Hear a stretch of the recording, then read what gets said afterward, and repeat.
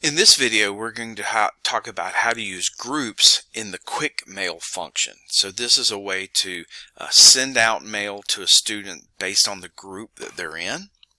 So if I go into participants, you can see that students are in groups, and I have a multitude of groups within this class with different selections of students.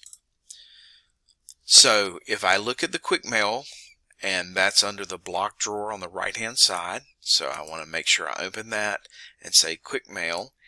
If I go to compose message and go to the to, when I pull this down, I will see the groups. So here's green group, A group, paper group. So if I select one of those groups, everyone in that group will receive this message. And so then I would just simply go through and select the subject, the body, what I want to send them, and send that out as an email.